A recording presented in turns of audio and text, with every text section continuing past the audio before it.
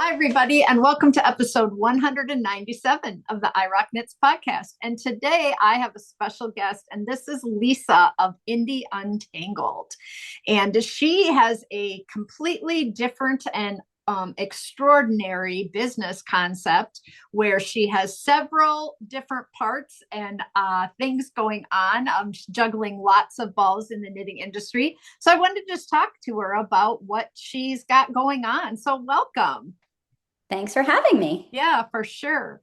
So tell me a little bit about, I think it was way back in maybe 13 or something that you kind of had the idea or the concept that there was a need in the market, right? Yes. Yeah. So I had been knitting since like 2007 and then sort of fell down the rabbit hole of indie hand-dyed yarn and was busy like trying to keep up with all the new dyers that were coming on the scene. I mean, it was still sort of early days, but I think that was around the time of kind of the explosion of indie dyers either selling on Etsy Yeah. or their own or establishing their own websites.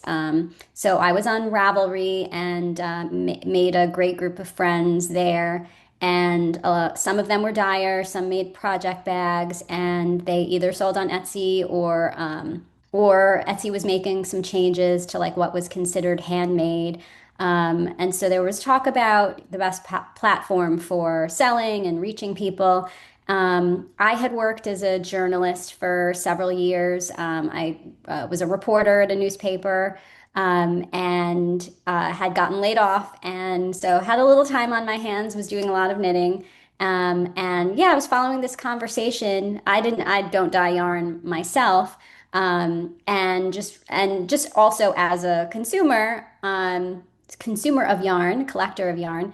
I thought there should be a better way for people to find out about new dyers and just keep track of their shop updates. Sometimes a dyer would have a shop update and they'd sell out within 5 minutes, and like you'd only hear about it on Ravelry, like if you happen to see their post. Absolutely. Yeah, I so remember those times so well where you just scramble to get on and I don't know that that's quite as there's not quite as much of that going. I mean, more of the dyers have gotten big enough that they don't sell out in like 2 minutes, right. maybe. Yeah. But yeah, definitely I remember that time. Yeah, and you'd get cart jacked, and I remember setting alarms, and like some people would wake up at like 3 in the morning to do like a wool mice update, and Oh, that's yeah. exactly what I was just thinking about, was Hmm. the wool mice that people would, Yeah. would get up. You're right. So yeah, so I had the idea, I talked it through. I didn't have the tech skills, but I worked through my business and a business idea and connected with the right people to make Indie Untangled happen. So it started off as mainly a marketplace for dyers and other makers to just share sort of like Instagram, but more established like a blog. Everything is chronological, no algorithm, and then I send out a newsletter every Friday, just informing people and sharing what's new. So people can go to indieuntangled.com and sign up for your newsletter, right? Yes. That's where they're like most websites. So it didn't really start out as a website. It was really more of a blog Well, or yeah, so it's a website, web-based platform, yeah, and the marketplace format is it still yeah, functions like a blog. So yeah, essentially, if a dyer's doing a shop update or launching sales for like an advent, they fill out a form and then I publish it to the marketplace and then share it in the Friday yeah, newsletter. yeah. So, but you also are selling product yourself.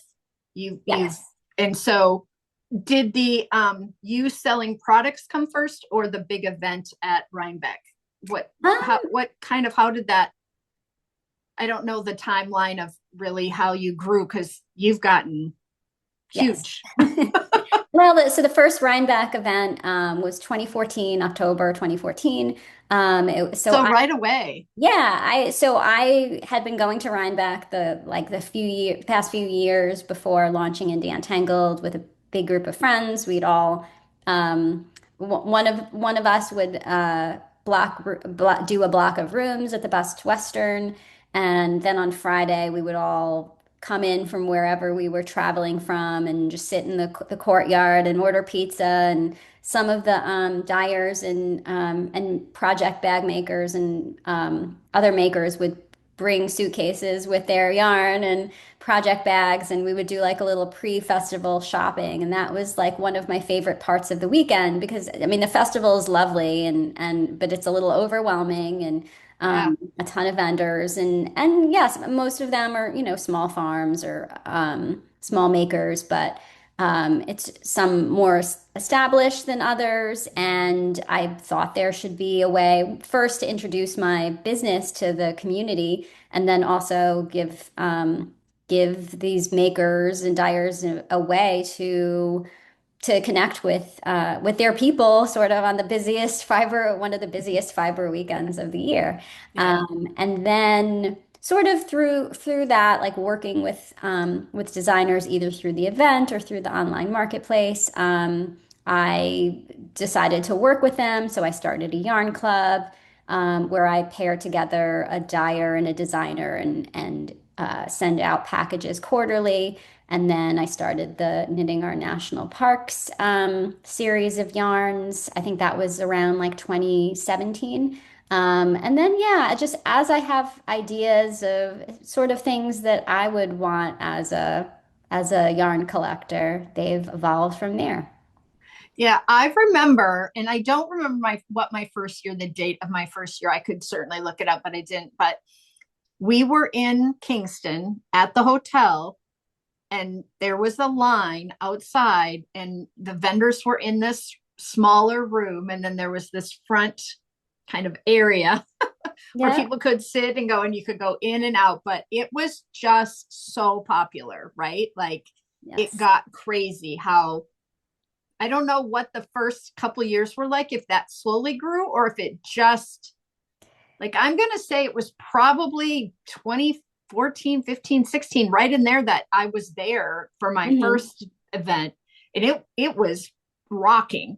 Yeah, I mean, it might have been, so 2014, we used like half of the ballroom there. I forget how big it Yeah. was, but there were Yeah. like maybe a dozen vendors. Yeah. And then and it was still pretty popular and people, Yeah. you know, I did a lot of advertising beforehand, but then just people staying at the hotel finding out Yeah. about it. Yeah. And then 2015, we expanded to the entire ballroom. Then the next year there was like an adjacent meeting room that we used, and also you know it people packed in the space because it's a hotel and I can't really control the flow of people into Yeah. you know it's not really public, but like if people are staying at the hotel and Yeah. yeah, they just stumbled upon it. So yeah, so then eventually we were And you moved to Socrates, right? then we moved to Saugerties. Yep. Because I was at that one, maybe 1 or 2 years.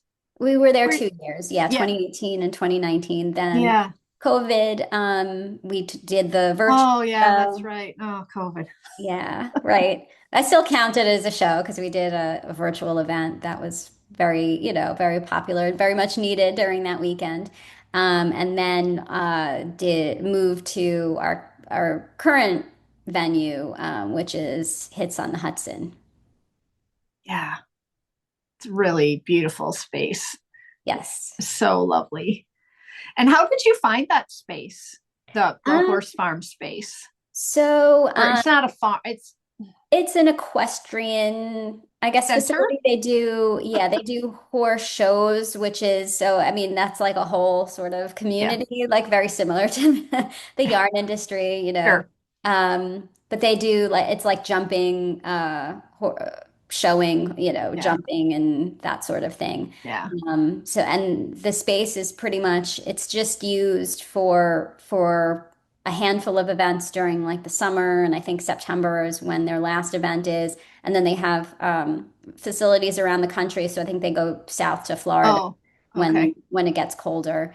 And then yeah, the facility is basically not used for the fall and obviously the winter, but I think other horse events will rent it out, but we're the only non-horse event that uses the Well, prop. it's amazing because there's so much parking, and then you have the two big, you know, buildings, but covered Yes. buildings, which are just lovely. I mean, and there's so much space for people to spread out, and the food trucks, and the entry is just easy. It's not compact. It's a lovely, lovely event. I cannot imagine. I'm sorry, but I cannot imagine the amount of work that It is that a lot of work, yes. takes for you. I mean, it's probably gotten better over the years, but every time you move to a new event, it must have been just another huge undertaking. Do you have help? I do, yeah. So the I mean, first, I know you have like help, like on the day of, what if you're not the only one checking tickets and stuff, but right. I mean ahead of time, like, I do, yeah. So back in 2018, when I first moved to the bigger, non-hotel venue in Saugerties, I worked with an event planner, Patrina Hicks, who's a fellow knitter and yarn collector, and also a neighbor. We learned about each other because she posted on Instagram, and she lived across the street from me. Now she's around the corner. Um, so we work together really closely to help build the event at SPAF, the Saugerties Performing Arts Center, and then at HITS, she worked with me very closely, like the first year or two, to really establish the flow of the event. And from then on in, yeah, I also have other people who I work with day of, and also consult with yeah. in the months leading up to the show. And has there ever been talk of moving to a 2 day event? Like, I don't know why you would need to, but it has gotten so popular. I mean, so I personally want to attend the festival, and I know a lot of other vendors do too. So, and that's what people travel to New York for. So Right. my idea was never to eclipse the Yeah. the festival itself. And then also Thursday is the setup day, and it's just exhausting Oh, um, sure. and it's, a big expense for vendors to travel. So requiring them to, stay an extra night and on the same day Yeah. as they're setting up, it's just a lot. Yeah. And yeah, there's a lot of, moving parts and having the setup on Thursday just gives us some more breathing room so that on Friday people aren't exhausted. And it was always just the spirit of the show to just have like a kickoff to the weekend. And I think making it to 2 days is just it is overwhelming with a lot of the other activities Sure. Yeah. day and that weekend. But I think just keeping it to Friday just makes it that much more special and just connects to the original spirit of the Yeah. event. So let's backtrack a little. How did you learn how to knit? So I learned from a friend. She was young adult librarian, and she, I guess, was arranging activities for the teens that were coming to the library. So she arranged for somebody to teach knitting, I think with the ulterior motive that she would learn herself. And Oh, so she did, and then was making all these, this was like the days of Stitch and Bitch, so she made like, the devil hat and all these scarves. And scarves. I had taken a lesson a few years earlier, and was attempting to complete a scarf, but it just never quite stuck. And then also having that friend, who is also into it and having an excuse to hang out, and that from then on, I was a knitter. So you are New York based, but have you always lived there? Yeah, so I grew up on Long Island and then moved to New York City after college. So yeah, I've lived in Manhattan or Brooklyn for Okay. over 20 some odd years. Yeah. Yeah. Have to do the Uh, math. yeah, for sure. So let's talk a bit about how you gather your vendors for Indie Untangled and for your website. Like, how do you get in touch with the people, or how do you feature the yarns? Do you just pick and choose people that you know or that you like, or how does that work for you? Well, so for the website, when I first launched Indie Untangled in 2013, 2014, I just reached out to dyers who I shopped from or Yeah. knew of, and who knew who, had regular shop updates, and just, yeah, either reached out to them if I was already communicating, like sort of through the Ravelry forums and messages, or would email them. And then, yeah, it just kind of grew from there. And then there are different levels of advertising that dyers or vendors can do. So they can kind of upgrade their post to be featured more prominently in the newsletter. And then sometimes, I'll just use sort of my judgment, I guess, of what Yeah. I think people will connect with. And then in terms of the event in October, there's an application process actually just wrapped up at the end of February, and then I have a jury. So basically, people I know through the community, Yeah. either attend the event or are just prolific shoppers and just have an eye for what's new in terms of dyeing and what they find interesting, and then they send me their choices and thoughts on who they think would do well at the show, Hmm. and kind of looking for a mix of product types and Yeah. dyeing styles, from natural dyeing and acid dyeing, Yeah. solid colors and non-superwash and fiber. So, and then Yeah. other non-yarn or fiber accessories. So, So where did your national parks concept come from? I think I started following the Department of the Interior feed. It was one of those like, oh, just it though their photos would pop up, and I guess I must have connected with them and followed them. And I think I was doing like a trunk show at my local yarn store. I collaborated with Woolen in Brooklyn, and we brought in a few indie dyers to do like a little weekend of featuring Indie Untangled dyers. And yeah, we were just talking, and I was saying how I wanted to do some sort of like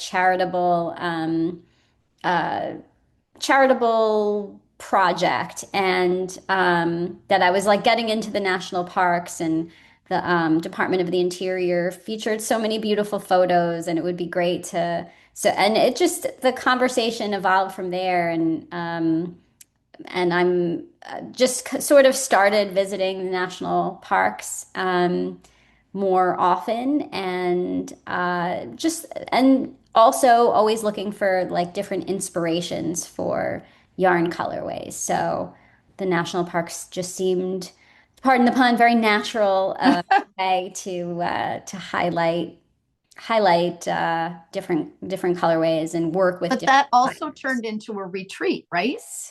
So the retreat idea happened. So I visited Mount Rainier years before I started Indie Untangled. I think this was like 2009. I was there with my husband. We did like a Pacific Northwest road trip, and I found this I guess it's called a resort, Wellspring.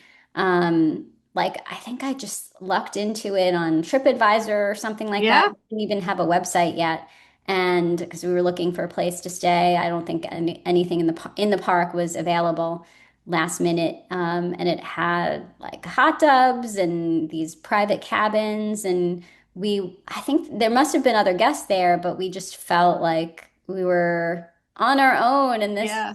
beautiful, enchanting space. And then I kind of filed it away in the back of my mind. and it just resurfaced as I was working on the national parks series, and it just came to mind, and I was thinking, oh, I should organize a retreat.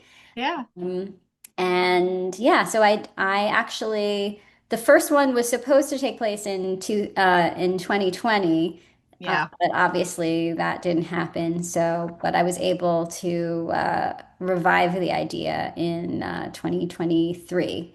So yeah. And so what time of the year is it held? So it's held in like mid to late summer. So it's I had learned about Flock Fiber Festival the year before the first one. So the first Flock Fiber Festival, which is in Seattle, and it's organized Yep. by Jess, who runs La Mercerie, which is a yarn store in Bainbridge Island. Island. Yep. I think it was located elsewhere when I visited. So my husband and I were on a road trip, and I had to visit the shop, so I did and said hi to Jess, and she was telling me about this event that she was just in the beginning stages of planning, and she, asked me, of course, as an event planner, just for some advice, and then I was thinking, oh, I'd already put a deposit down for the for Wellspring, for the Mount Rainier retreat that was supposed to happen in 2020, and like Oh, okay. waiting for things to open back up and for travel to get a little more,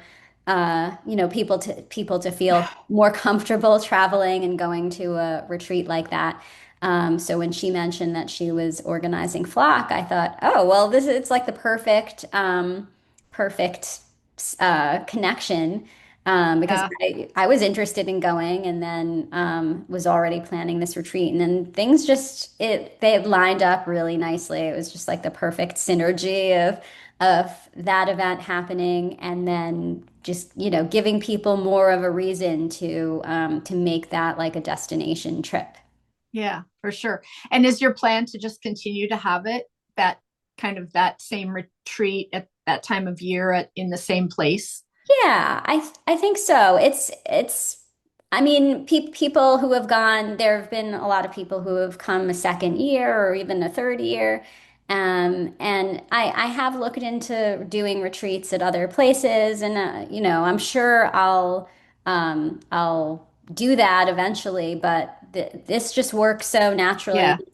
It's almost like a summer camp thing, like Yeah. kind of Right. you return to your summer camp, your happy place, Yeah, and no, it's brilliant. yeah, Especially it's a beautiful part of the country and it sounds like you like it. And then it hooks up with another event. I mean, yeah, it could couldn't be much better for exactly. sure. So I always ask if people have a favorite yarn, and I know that you did a poll recently where Oh, you right. did what are people's favorite yarns, and people voted, or did they send it in? I can't remember how it ran. Yeah, Uh they sent it in, and then I put together a blog post just highlighting that. So yeah, I know I put people on the spot. It's always hard for me to to pick a favorite yarn. Um, I well, just it doesn't have to be one. I Yeah, mean, we all like different yarns for different seasons and times and projects, right? So exactly. that, Yeah. that makes sense. But do you have some that you've maybe worked with the longest, like somebody that has been around in your business for a long time? Hmm. I guess I do. I often collaborate with Debbie of Murky Depths Dye Mm-hmm. Works, Mm-hmm. and especially on a lot of the non-superwash Yep. yarns that I have. So I did actually collaborate with her. Well, collaborated with her and Clara Parks. Yep. So for those of you, yeah, who don't know, Clara Parks, she's a best-selling author, and she is a wool enthusiast, Yes. expert, and several years ago, she collaborated with fiber producers and farmers and mills across the country and milled her own yarn bases, sort of having a a say in the process and documenting Yeah. it along the way. So she had milled up this deboulé yarn, which is it's a cross between a Rambouillet and a Delaine Merino, or Delaine Merino and Rambouillet, and I guess both chosen for different reasons. Like the Rambouillet has a yarn has a specific strength to it.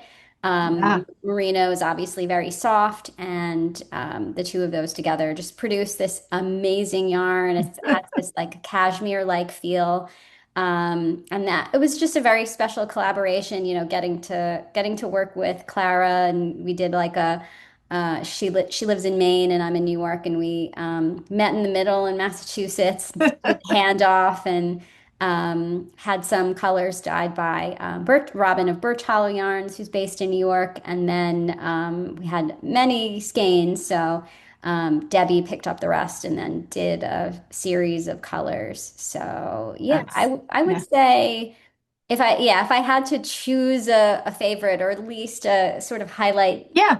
a yarn Something. from Yeah. the I mean, recent it's a great past. story, right? Mhm. Yeah. So I love a good story. So that's cool. How about a favorite project or something that you have made multiple times, or Hmm. something that you really or are proud of, or that you wear all the time? It's been in, maybe in your, closet for a while, but it's your go-to, just something yarny that people. Yeah, I'm wearing I don't know if you could see, but it's the Seagrass tank by Samantha Guerin. Yes. That I finished last summer, and it's yarn that I bought at Flock 2024 from Gabby of Plies and Hellhounds, and then finished it in time for the show. And it's just a really nice classic sleeveless top with a like a lace inlay at Yeah. sleeves. I get well, it's not really sleeves, but the armhole area. Yeah. Um, It's lovely. Can you layer it? yeah, it is actually there's enough positive ease that I can wear it as a vest too. Oh, okay. So, Nice. but Yeah. not today because it is actually sort of warm. Yeah. But I wool is very understand. temperature regulating, so Yeah, no, absolutely. Well, I just want to thank you for your time today. Go over to Indie Untangled, the website. There's so much to look at there. I was back on it again just yesterday. And yeah, I mean, you could just go down a rabbit hole. There are so many lovely blog posts, lots of featured yarns, lots of products. Just if or you're just maybe lacking inspiration in a moment, it would be a great place to spend some time. You can get some information about her retreat, as well as the Rhinebeck show if you are planning a trip to Rhinebeck, or if it's on your bucket list to go someday. And there's nothing like the Hudson River Valley in the fall. It's just absolutely, and no one is ever sad at a knitting event. Right? no. I always say that no one is ever sad at a place somewhere where I go to teach. Everyone's happy, and it's with the state of the world, it's nice to know that there are places where you can go and just escape a little bit and have just a good feeling. So I really appreciate your time, Lisa. This was lovely. Great. Yeah, thanks for having me. Bye. I'll see you in 2 weeks.